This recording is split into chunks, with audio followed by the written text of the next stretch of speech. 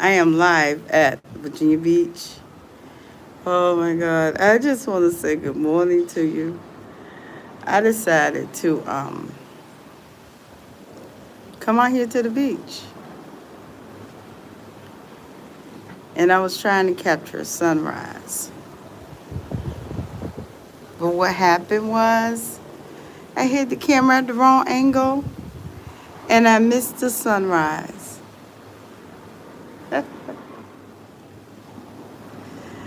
You want to sit out here with me for a while? I did get some pictures.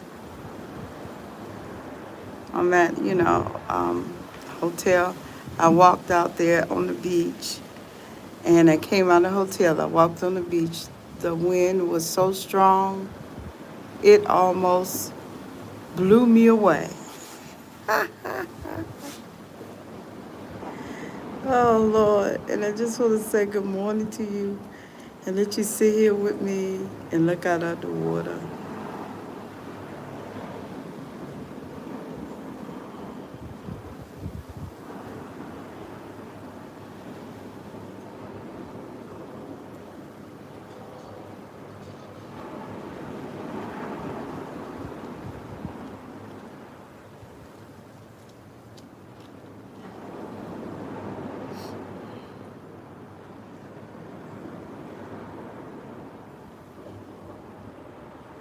It is nice out here.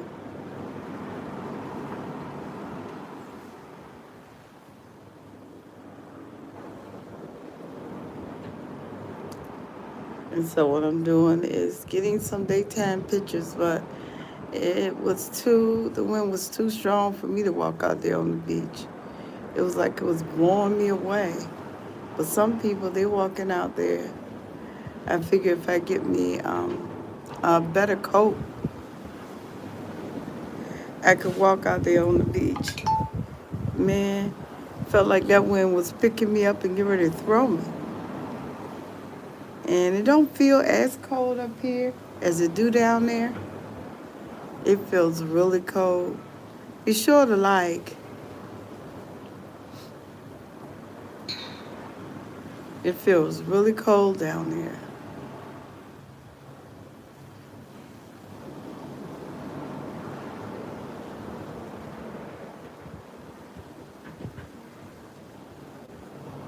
Really cold.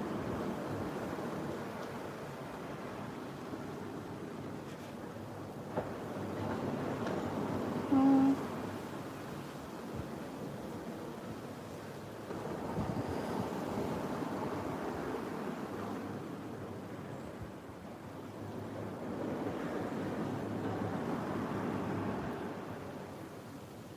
And it looks really good out here.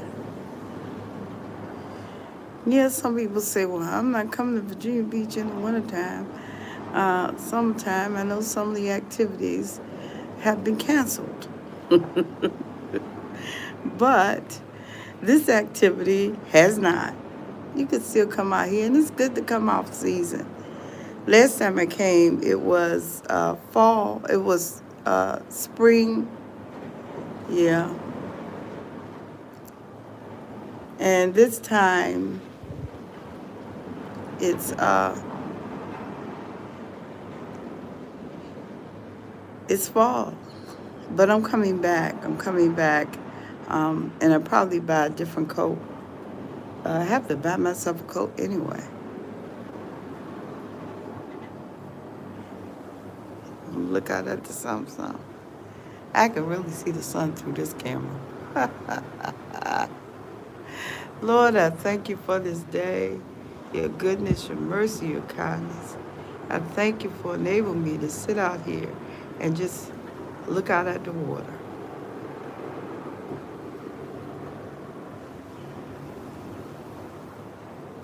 and watch people walk on the boardwalk.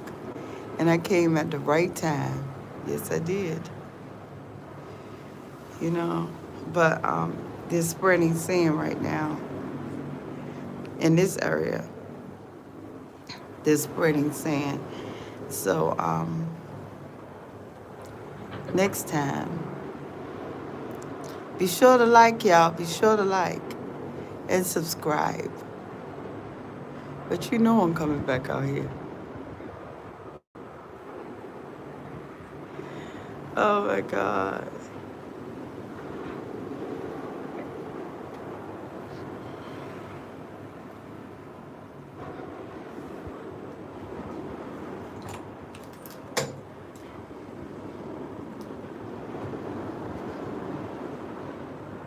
Yep. Coming out here again. Who would miss this? Who would miss this, y'all?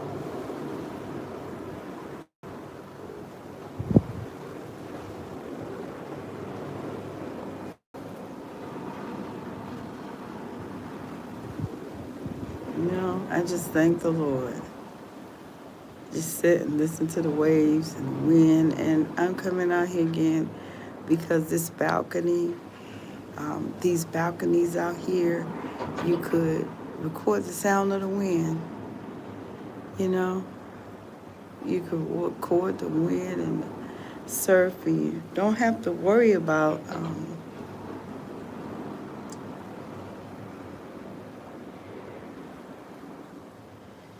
you don't have to worry about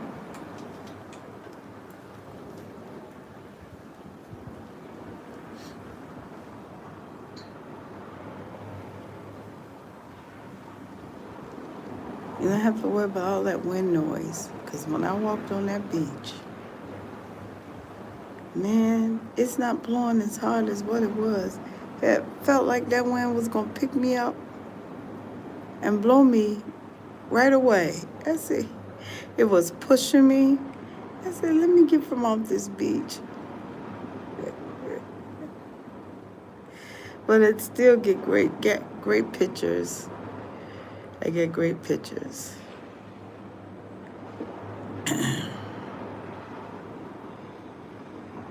I get here late at night. And so you have to get here by 4. Lord have mercy. But I got here late.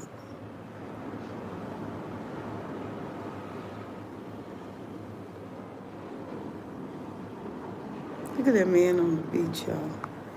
He I thought that was a sign, but that's him drying his blanket or something.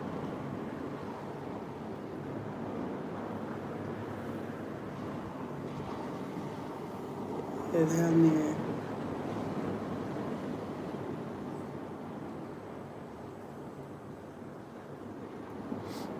Virginia Beach ain't never hit that many people who were homeless. We're living on the side of the road? No. When I was little, the bus station, the Greyhound, was over town in Newport News. And they had a homeless problem. By the time, that was when I was like 6 or 7 or 8 or something.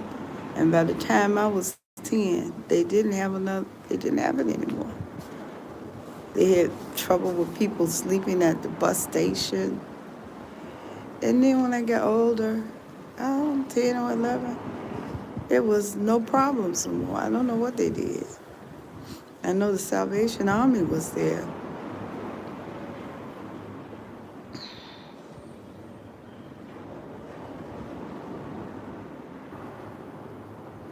I remember when I was reading about the Salvation Army, and I read something about them, and I said, I didn't know people didn't help people like that. No, when I was little, they didn't. When I was little, I'm getting ready to try to work on something. But when I was little, right, there was no food bank. There was no churches giving away food. If you didn't have government assistance, food stamps, there was nobody giving you food. Like it is now. You have food banks, you have churches, you have everybody working to give. The Bible say the poor are always with you. And then it required, God required the Hebrews to leave a garden, leave food in the field for strangers and the poor. I said, yeah. And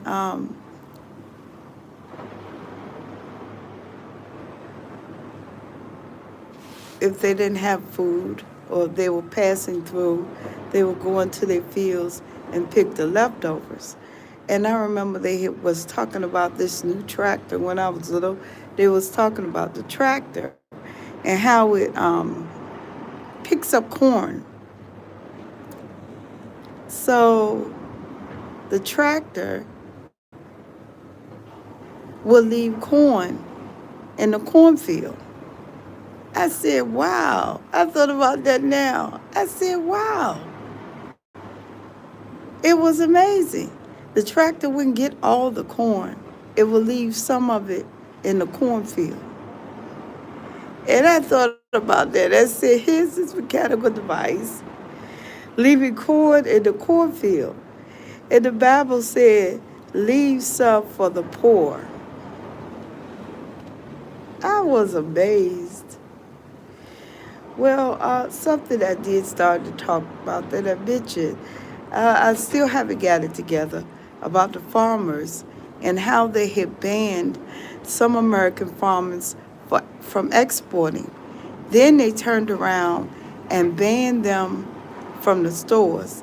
They don't even buy grass-fed beef anymore from Americans. That's what I heard online. You don't know how much of that is true.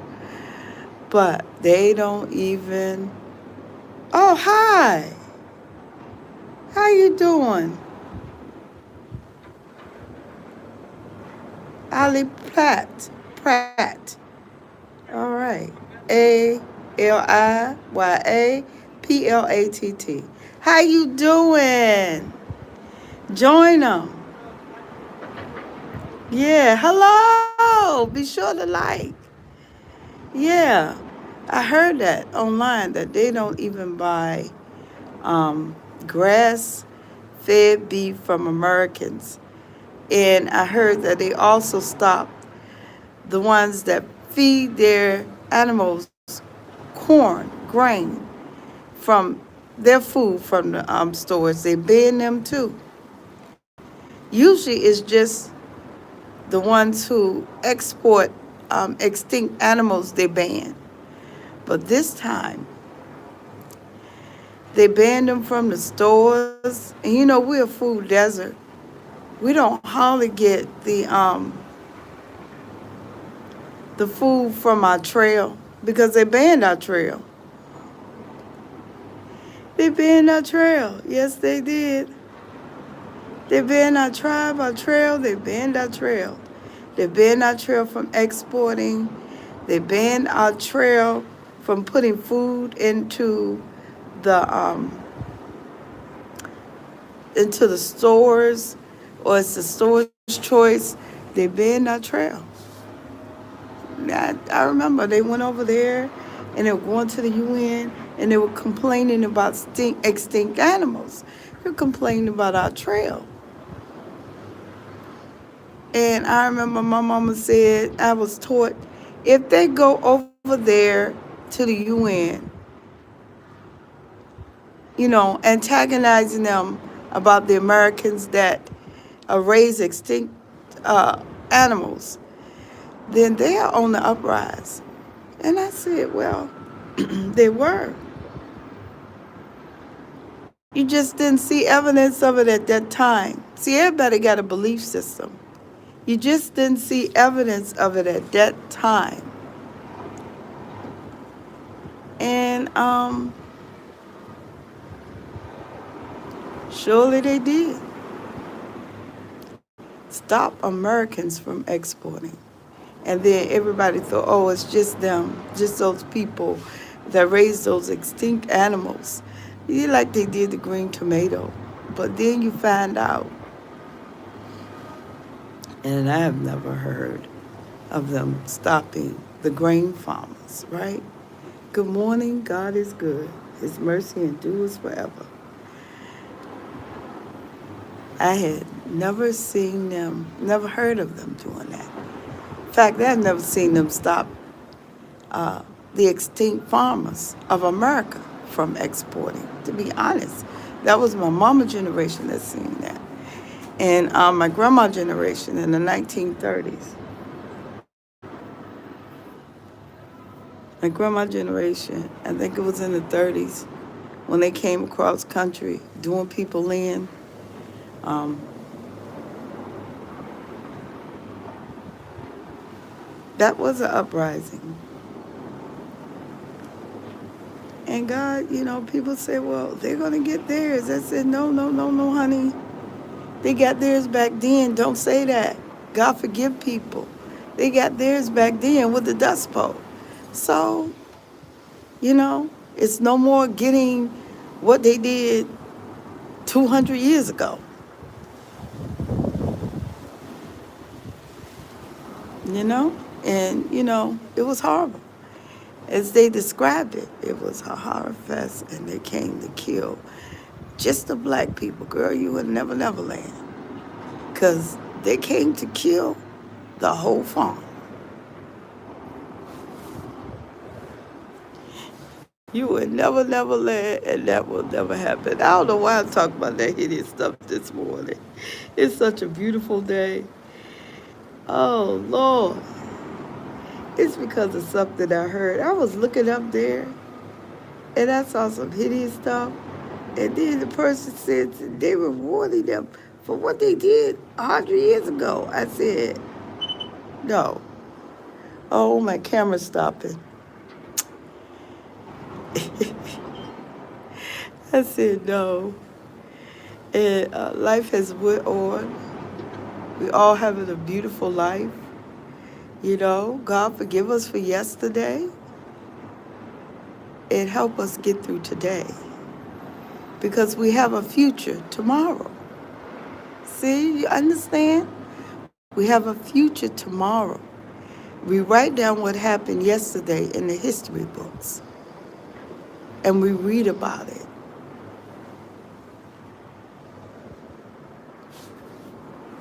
We read about it, right? We read about it. We study it. It is horrible. It is hideous. It is hideous what happened yesterday.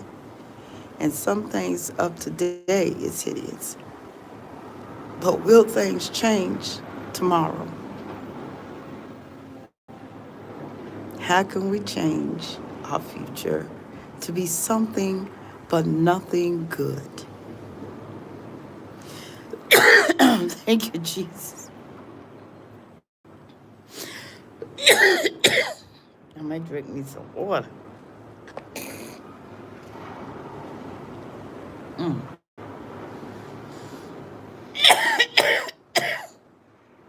I'm broken dry.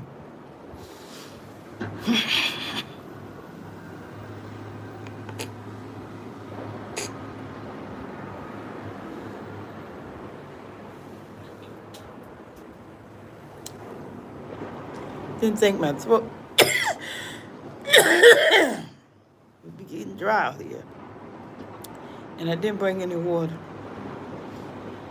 I was going to sit out here and sip some tea.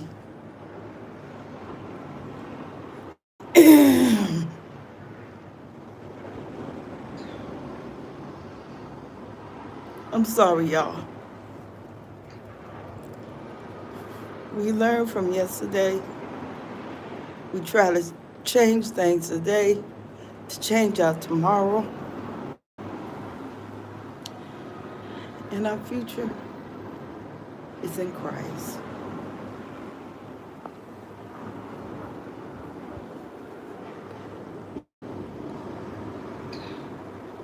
No, the sun is hiding.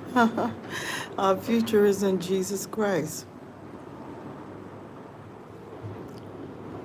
But what they need to do is allow all farmers to export and to allow all American farmers to put food in the store. Well, African American farmers go through this. And sometimes they're banned from putting food in the store. Uh, I remember when I was growing up, we had a lot of stores around here. We had Safeway, we had Riches, we had Camilla, and there were two different sets of farmers. And we had a store called Night and Day, which was owned by African American farmers. Giant open air market, which was open all the time. And then we had the floating, they don't do that anymore. The floating grocery store, where they brought trailers and hooked them up, and then you brought food. So we were not a food desert, and everybody had a store. Uh, we had Asians in our community too. They had a grocery store. The old Asians from the railroad, um, they had a grocery store, and it was, well, in my generation, it was kind of quiet. My mama's generation would say it was kind of quiet, but I would say they lived through horror. But it's horrible and it's bittersweet and it's beautiful and horrible all at the same time. Good morning, James Money. 6:15. Is that that's 6:15? I haven't. I'm gonna visit your channel. I was talking about when I was growing up, and the stopping of American farmers from exporting, and the stopping of my trail, yeah, the trail I'm from exporting, and the farmers trail I'm from, and the stopping of the grain farmers from exporting. I mean, you block the borders for Americans, man, you better believe it's about to get bad. America blocking the borders of Americans.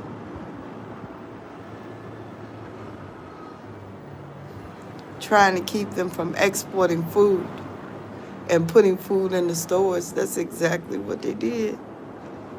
And you see all this trouble from them doing that. I saw them up there one time. They was testifying against the railroad. I said, what the railroad do? The railroad isn't even in your town. And you're testifying against them. For what? Because their forefathers didn't like the railroad. Their forefathers didn't like, they want to control everything. Pinky in the brain. But I say that we're supposed to learn from the past, and it's supposed to be in the history books, and you should know not to block farmers, American farmers. They tell me they doing a lot of things to other people, and they blocked American farmers from exporting. Isn't this so beautiful? I was talking about how there was no food back when we was little. You couldn't go to the churches and get food. It won't like that at all. I grew up in the 70s. Yeah, I'm 62. I'm in 61. It won't like that at all. Not at all.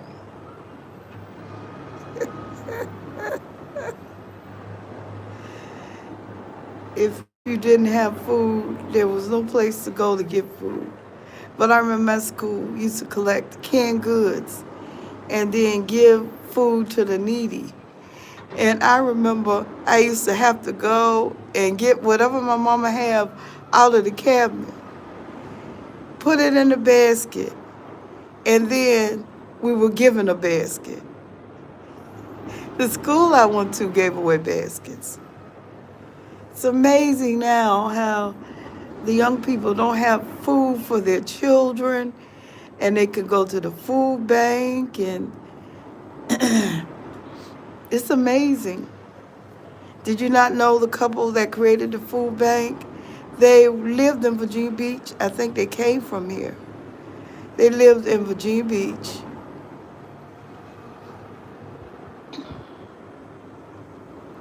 It was just great. It's great now. It was good, okay. It was okay then. It is great now. Because your children don't have to go hungry. We had to go hungry.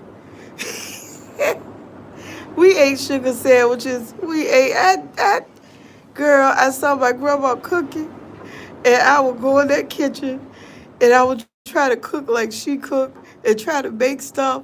So one of my sisters had an easy baker oven. Everybody was sitting around hungry. And I made some kind of pizza bread. I don't know what I made. And pizza bread, I called it pizza bread because I had tomato sauce in it. And my brother and sister took it and made it in the easy baker oven. My brother and them took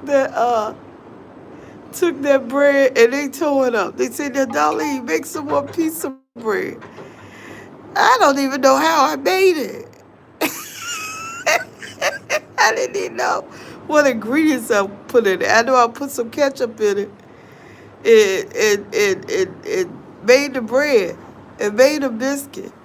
But I would get some flour and try to imitate my grandmama and try to cook like her. And what she did was,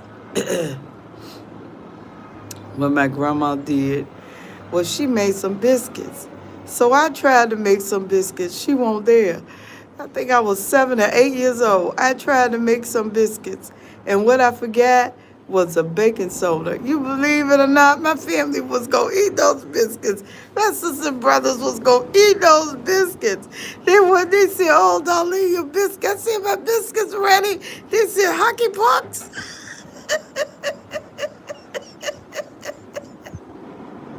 Because I didn't put any baking soda in it. Hockey pucks. I will always go in that kitchen and try to cook myself something to eat. Always do that. And my brothers and sisters and them will try to eat what I cook. I was 7 or 8 years old. I remember I tried to make some peanut butter cookies like Grandma made. Oh, Lord, they taste like baking soda.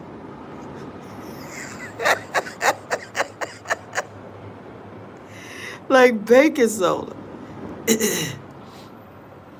We ate the regular stuff too. We ate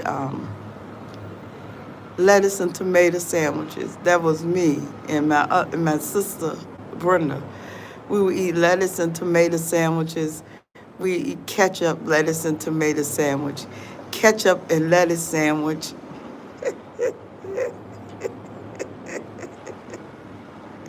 Ketchup and lettuce sandwiches. Oh my God. Oh my God. I just remember that, man. Talking about going hungry.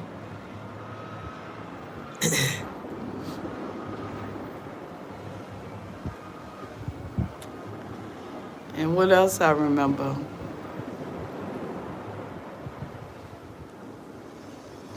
I remember as I got older, I kept trying to copy Julia Childs. And one time I was gonna take the bowl out of this chicken. It was a butcher job because man, it was horrible. My mama said, so what you gonna do with the bones? I'm gonna throw them away. She said, no, I want you to cook that too. I said, yeah, she made me cook that too. Don't you dare throw that away, Darlene.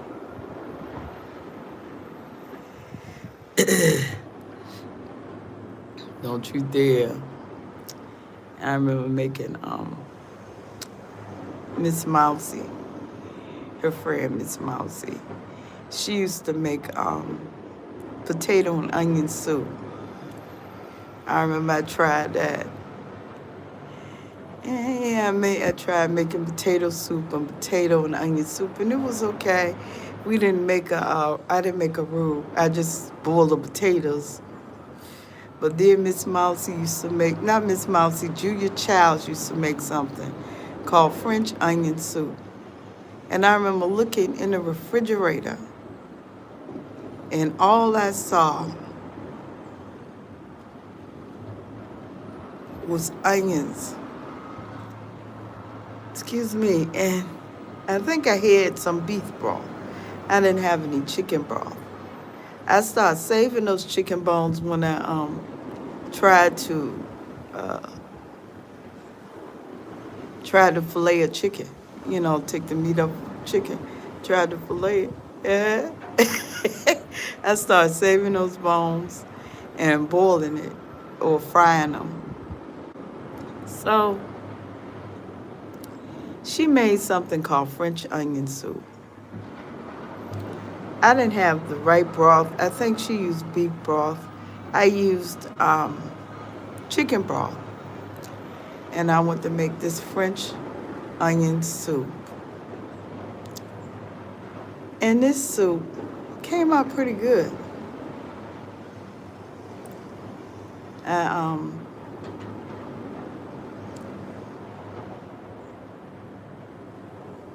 oh man. I took the onions, I took the onions, used whatever broth I had, and then I called myself gonna put the piece of bread up there with cheese or make some cheese and bread. But I did do that one time. I didn't have exactly the cheese that Julia Childs had, so I put some cheese up there on top of it.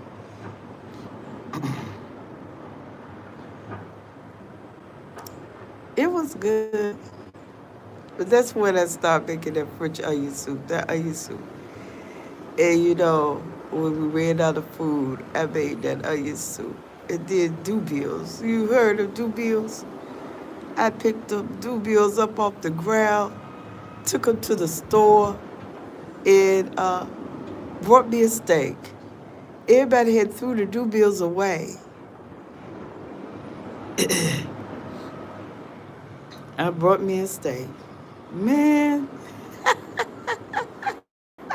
they said, Darlene get steak. Where Darlene get that steak from? Ah, he threw a penny on the ground and ate it. I'm not like that no more.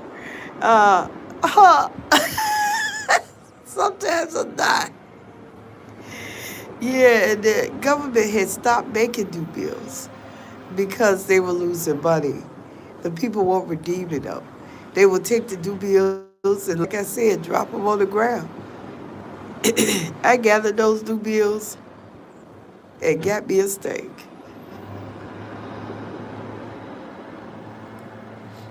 And they stopped making new bills. Oh, they talk about the welfare to work program, something they do all the time. How I feel about it. The young people have to learn how to take care of themselves. I'm not talking about just being abruptly cut off the way they did. I mean, that 2-year program, they always do that. They used to do that when I was young, welfare to work, yeah. My sister had, my older sister, she had 1, 2, 3 jobs through the welfare to work program. But what it was is that she had a job uh, doing eyeglass prescriptions. I didn't know why she didn't pursue it as going to another eyeglass place. And she had a job. Oh my God, this is when I was start realizing, hi.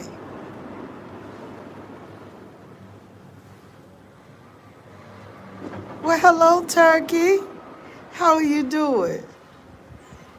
Yes, Jesus is with you. You have a blessed, good, beautiful year, Turkey.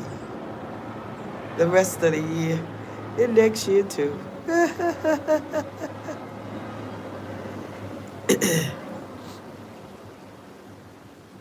Yeah. A lot of my time when I was young, that's exactly what I did. It's ASIYEATAT.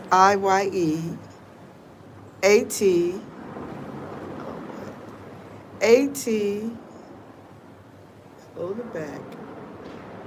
Is that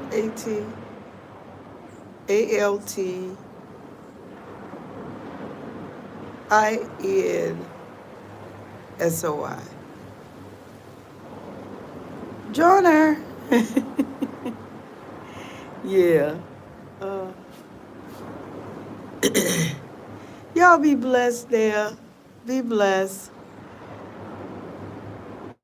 Yeah, that welfare to work program. It's been in Virginia a couple of times. It's just a blessing because young people, you have to learn to work.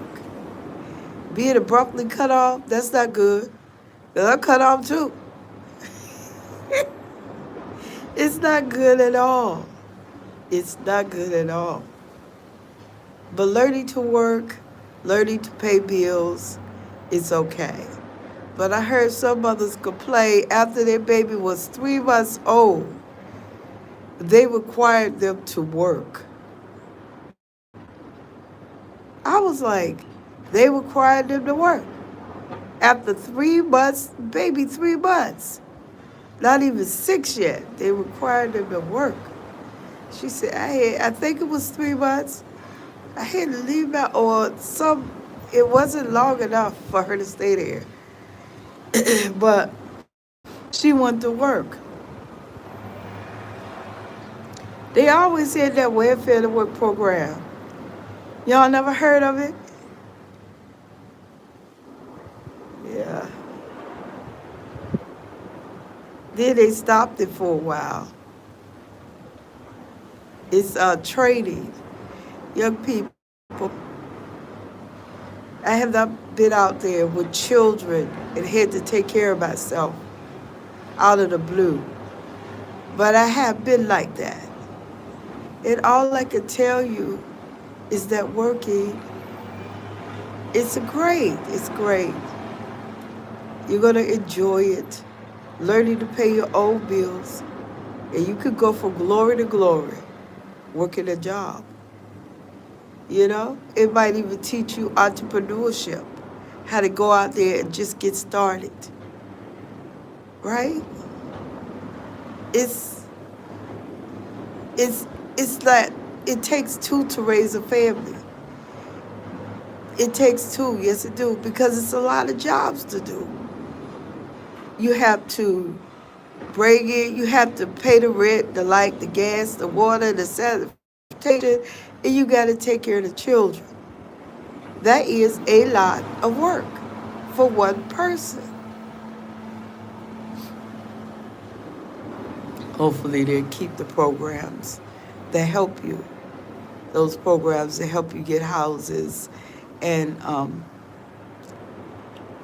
hopefully, but my greatest downfall was learning to manage money.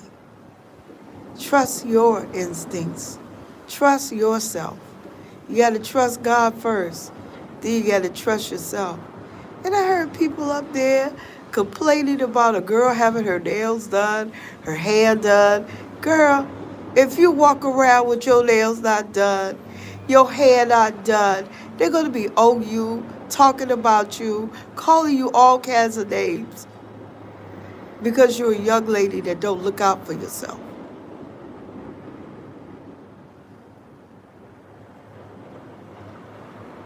I'm telling you the truth. Because you don't look out for yourself. That's what they're going to say about you. How are you going to look out for your children? You don't even look out for yourself.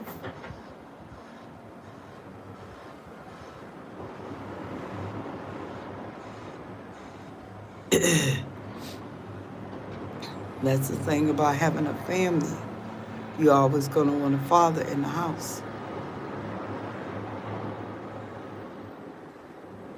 You're going to want somebody you want to love. You're going to want a father in the house. You're going to want somebody there to help you because that's what happens in a family unit.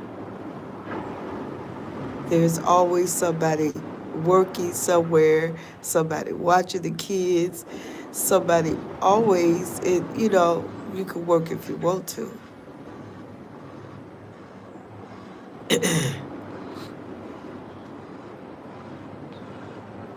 But the welfare to work program, it always been around. But just to up and stop everything, that's,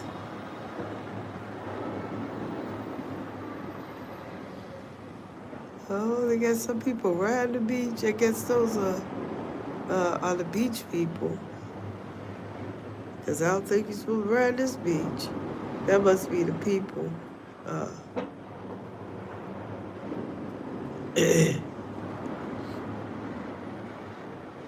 Because you're most definitely not allowed to ride on the boardwalk. Yes, Lord. Thank you for this day. You most definitely have to learn to work and how to take care of yourself. Go to school. Learn to go to school. Go to school. You young, go to school. Because some people, they going to go to school young or they going to go to school old.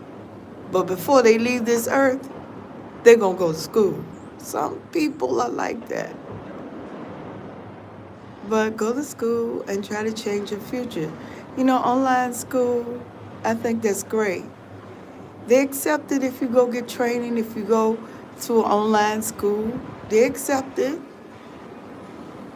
And you leave with a trade, a skill, knowledge. And, some schools help you. My school, they put you together and help you find a job. They do that when you leave. So, yeah, and then you learn entrepreneurship if you want to be an entrepreneur. Some people out there, they gather stuff off the street, just furniture that they find on the street, and sell it at the flea market. You know, I'm telling you, you have to work in the end. You might not have to if you get a husband. You might not have to if you're the personality. You get on YouTube or one of those platforms that eventually pays you. You know, but working is a part of life, even if it's seasonal work. You're too young to be having kids brings on a responsibility, but it's multiple responsibilities. You have to be there for them, and not only do you have to be there for them, you got to provide shelter, you got to provide food,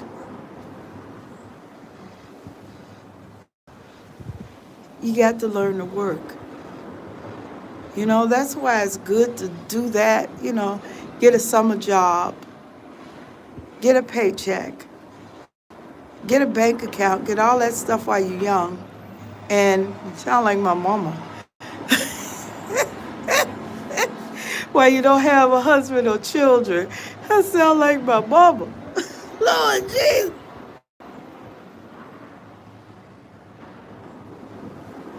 Oh my God. Do all that stuff while you're young. You got to find a babysitter. Oh my God, yeah. You got to pay them. Sometimes you could go places, go work 4 hours a day while they're in school. Even if it's a part-time job, you have to learn to work. I have made a lot of mistakes in taking care of myself. But I got out there and did it. A lot of bad decisions, a lot of wrong decisions, giving up a good job for a bad job.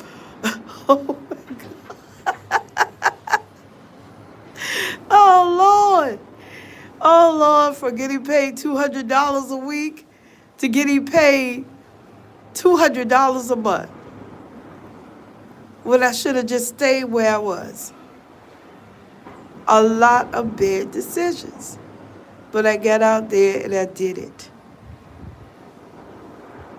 It's not easy being on your own.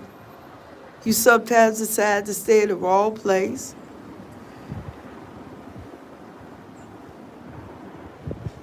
You know? But you got a whole lot more help than my mama had. You know, after this crisis is over, they're going to make you go to work. They're going to make me go to work. I'm going to work. What you talking about? I would give me a car and I'm taking my butt to work. And because I signed up for that degree and I just don't see myself working anywhere. Well, I would do that if I was young. But I doubt if I do that as an older woman. Young, I would be working anywhere. But I might do it, you know, and I might stick to the field I want to get that degree in. You know? God bless people. God is going to bless us. You have a future. You have a future. You have a future. God has given you a future. Pursue it.